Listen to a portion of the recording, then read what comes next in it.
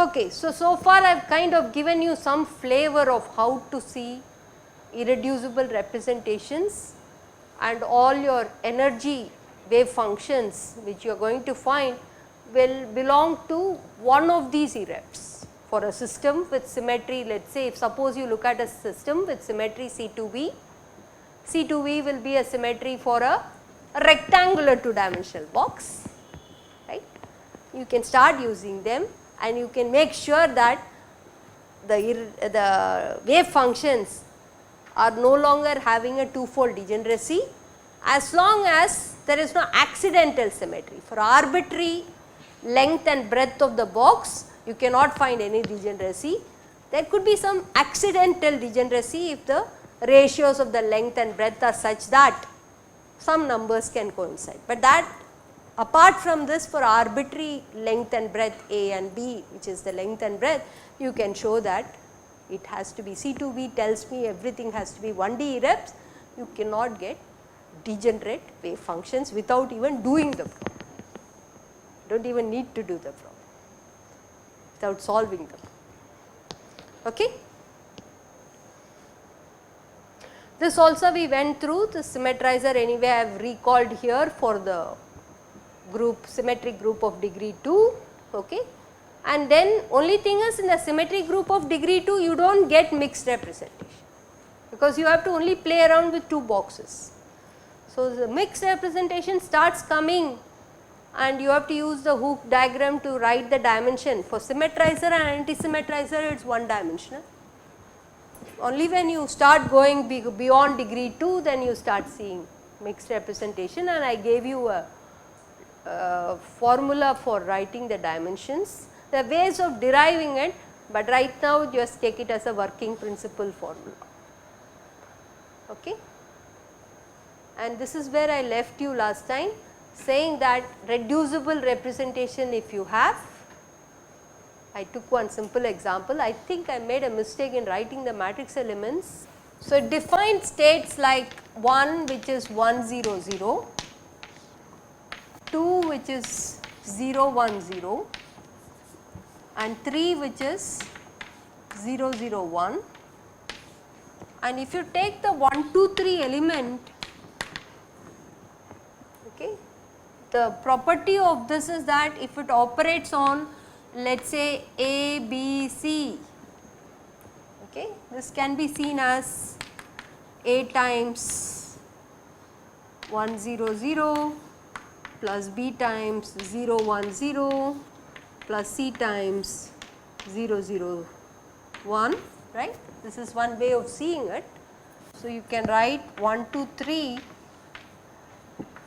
on 1 2 and 3 will become, what did we find, 0 0 1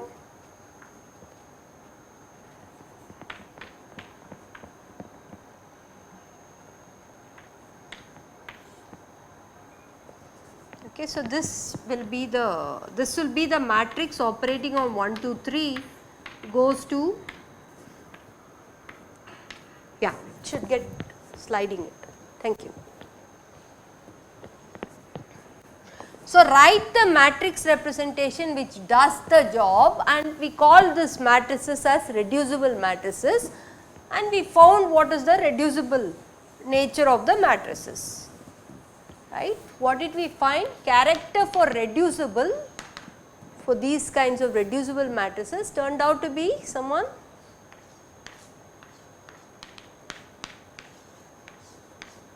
is that right? This is for the C3V group, right. Last lecture, I am sure you are all there.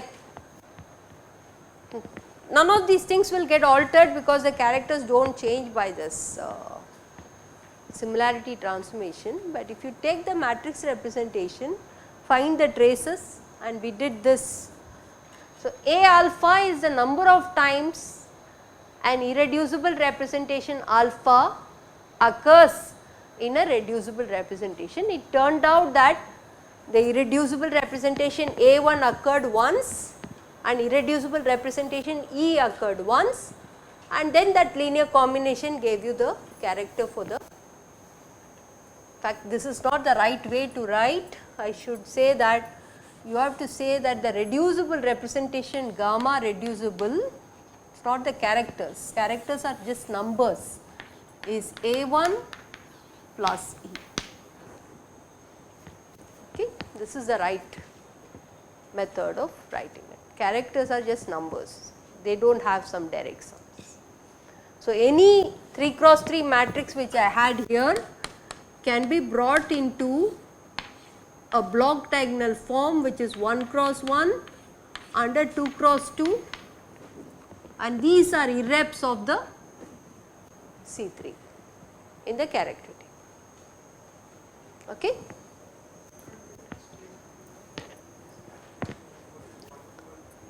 Yeah, so I am just saying that when you do this, this is a cycle structure.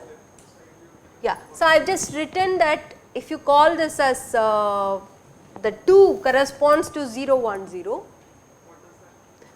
it is just a representation, it is just equivalently the quantum state which I am writing in the Dirac bracket notation can also be written as a column vector.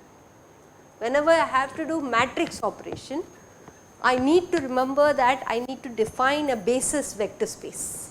So, these are the 3 basis vector space, and then what I am going to do is 1 2 3 takes 1 to 2, 2 to 3, 3 to 1, and which matrix does it is what I was trying to figure it out.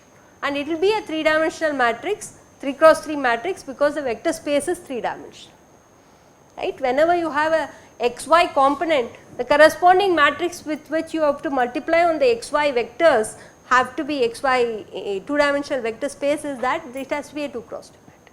That is all I am saying. Okay. Yeah. Very good, good. Yes, you can have 100 by 100, 1000 by 1000. How do you construct it? That is a good question. Okay. So, good points. So, that is going to be just a tensor product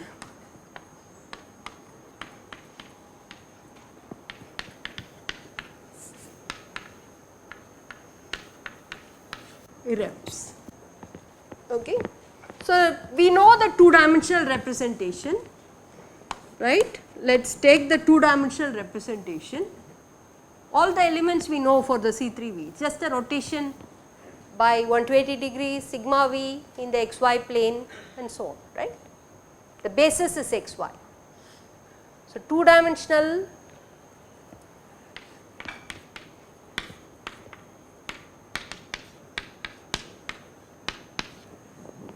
okay. So, you know these matrices, all the matrices for the group elements where G is a C3V. We have constructed this and you can write the 2 cross 2 matrix. What does tensor product means? You take this gamma E of G, let us take a tensor product with gamma E of G.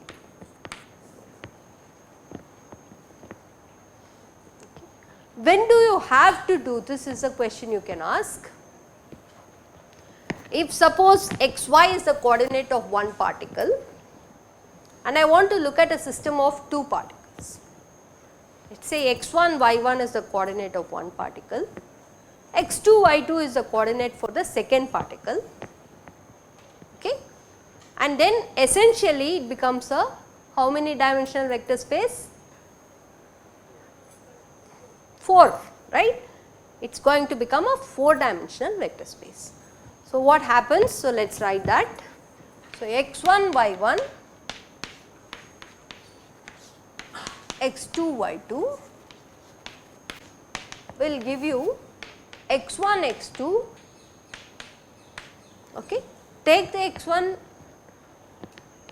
and multiply with x2 y2, that is what I have done, x1 x2, x1 y2, y1 x2, y1 y2. So, the vector space of a 2 particle system becomes 4 dimensional, and the corresponding matrices are given by again this tensor product. How do you see this tensor product? If you had A1, B1, C1, D1, and if you take a tensor product with A2, B2, C2, D2, you have to take A1 and multiply with this. Then go to the next block, B1, multiply with this. So, let us write it out explicitly. Somebody can help me out.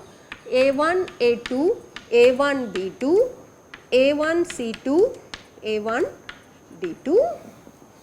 Then B1, A2, B1, B2, B1, C2, B1, D2.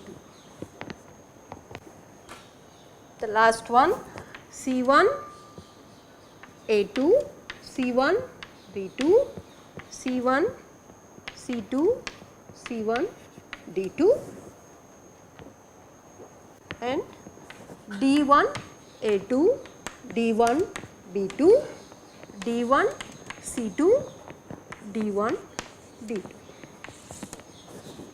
So, what can you say about this matrix?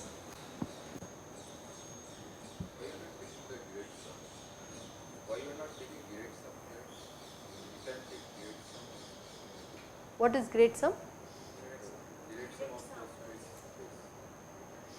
No, this is going to be a tensor product by definition. I am not doing direct sum. Direct sum is each block is irreducible. That we have already done. We will do this after we do the tensor product. Tensor product gives you a higher dimensional vector space, and these matrices are reducible.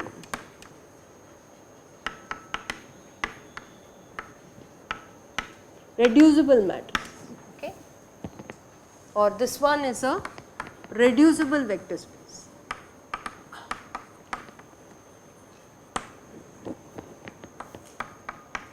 Okay. So, I am just defining for you what is a tensor product. It is not a direct sum vector space I am looking at. I am looking at a tensor product of irreps. Typically, you will face this when you have to do a system of 3 particles, system of 2 particles. You have to first combine them, becomes a higher dimensional vector space. Corresponding matrices operating on it is also a higher dimensional matrix, but they typically are reducible. And then you try and find out how many irreps are there in this combination. Okay. What happens to the characters? Can somebody tell me what happens to the characters of them? Characters will also be a product of the characters. Check it out. Okay. So, the characters here is A1 plus D1, character here is A2 plus D2. Can you check what happens? It will become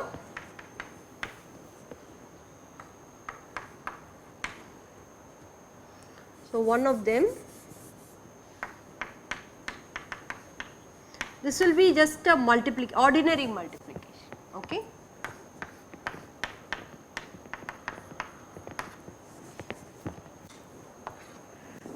Is that right? Can you check? What is the character here? Character here is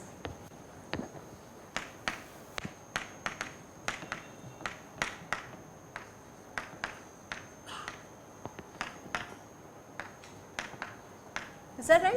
That is the character for the 4 cross 4 matrix, which is this left hand side for a particular element. Right hand side is what?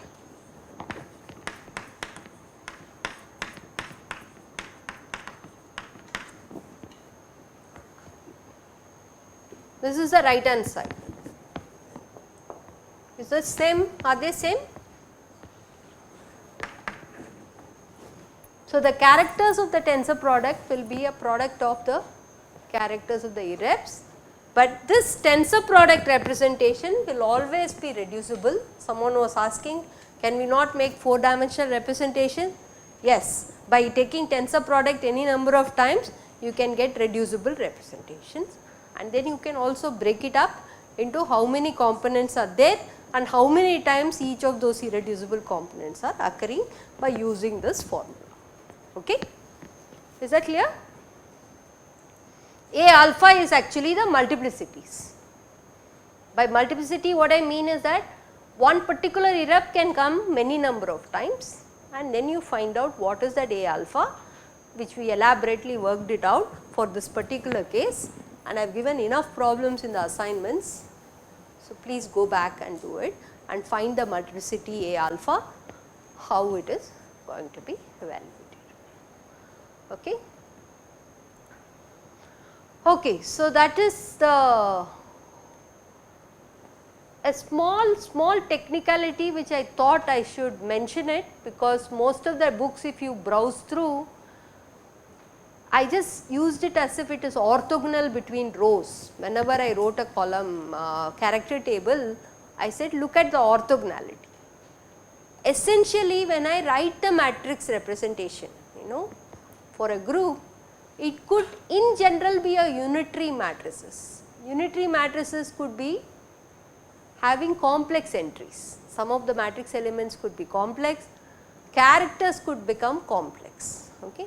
So, I should remember that there should be a unitarity condition and not orthogonality condition in general. Most of the cases will pass with real numbers in the character table. There will be some situations where you will be forced to use unitarity condition. Some of the characters can become complex.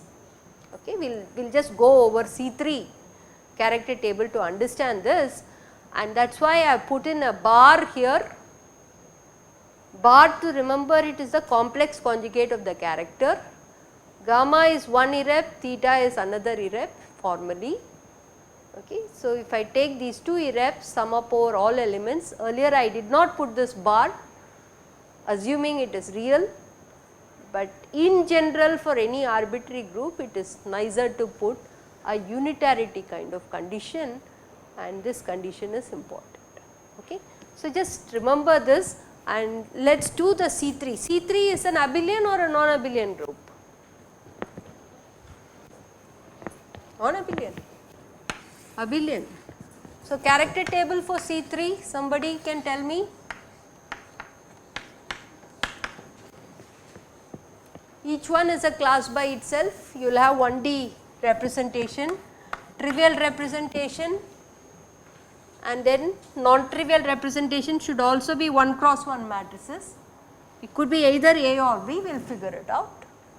So, this is 1, 1 and 1, right.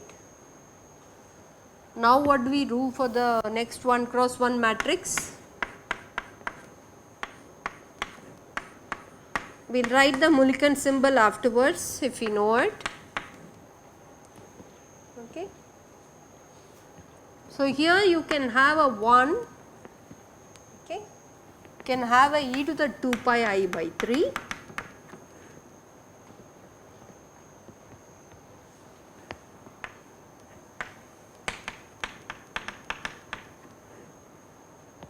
This is where the complex entries are forced on us, because you have to make sure that the orthogonality is satisfied, unitarity is satisfied, and when you take the square of this, you have to take this multiplied with the star of this by that condition.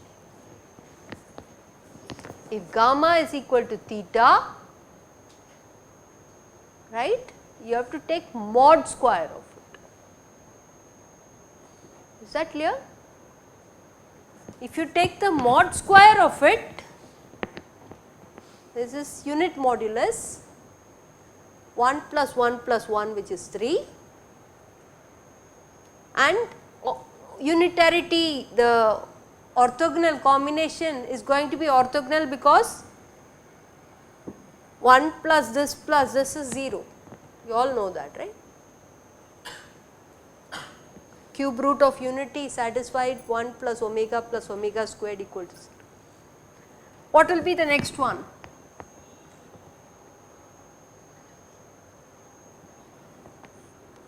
Somebody?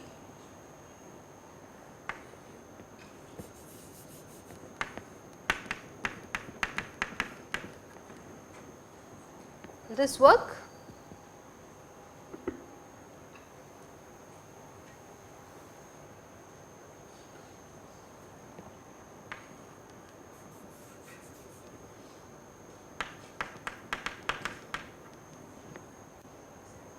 Does this satisfy that condition between these two? No? No or yes? The bar of this will become e to the plus 4 pi I by 3, right. So, it is 1 into 1 plus e to the 2 pi I by 3 into e to the minus will become bar. So, it will become plus 2 pi I by 3, right, 4 pi by 3, and then this one will be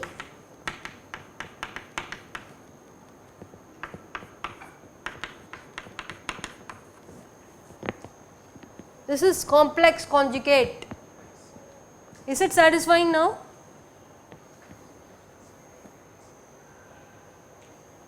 Can you check? Yes, no? So, this is what will happen, that you have to remember when you have to do orthogonality, you have to remember, see I already said no by blindly multiplying, right. Please remember that if you have complex entries, one should be complex conjugate of the other when you multiply. So, that is why I put this with the plus sign. Okay. Now, this will also give you a clue for C4, okay, what you should play around there. Okay. So, this is one, and what is the basis states here? Z is the basis for this. Okay. So, this being complex entries, the basis could become, I do not know which one is right, but you can check it. Probably one is x plus iy and the other one is x minus iy. Huh? How do I get this? I am just only playing around. Yeah. So, you can diagonalize the matrices because it is an abelian group. Okay. So, if you take the rotation matrix which you have cos 2 pi by 3, sin 2 pi by 3, sin 2 pi by 3, cos 2 pi by 3, you can diagonalize this by an S matrix, okay, which will give you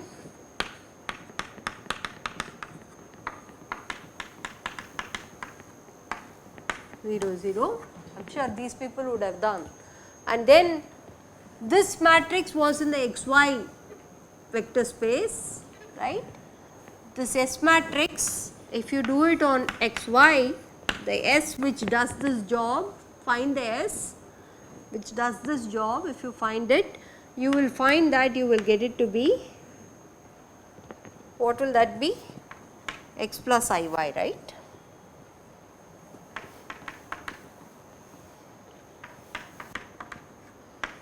This is what will happen. I will leave it to you to check. Some of these things can be checked. What I mean by this is that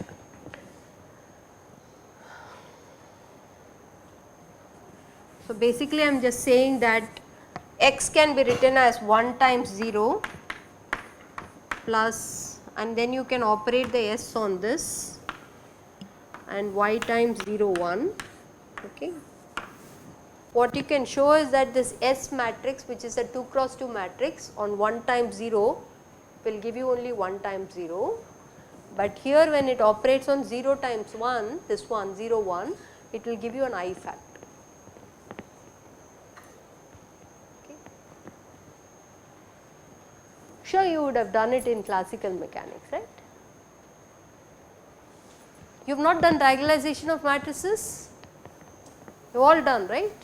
You have done basis vectors. After you diagonalize it will become some linear combinations of those original basis vectors, I am only saying that that original basis vectors which are x and y, some linear combination is with this combination. It is also not, it is a fancy way of writing. Once I say it is a rotation, you know that either you can work in xy plane or you could work in the complex z plane. Do not take it as z axis, complex z plane, z bar. Both are equivalent. If I say under x and y gets rotated, the same rotation is about the z axis, the z coordinate will not change, right, like it will go to e to the I theta, z is r e I theta, am I right? So that is the way it is going to be. So z is what? Z is x plus I y and z bar is x minus I y, both are equivalent bases, right. Instead of looking at a 2-dimensional real basis, you can look at it as a 1-dimensional complex basis, right. Z bar is complex conjugate of z. So that is all I have written here. The basis is x plus I y and the other one can be seen as a complex conjugate. All known to you, it is just that I am trying to write it in the group theory language, and I only added one more additional variant, that sometimes the matrices can have complex entries, and then your great orthogonality theorem should involve one of those with the complex conjugation, so that everything becomes real. If you blindly multiply with e to the minus 2 pi I, you will start getting this, which is not going to be real, right. You need to make sure that if this multiplied with this, you take this and conjugate this and multiply, which is what I have done.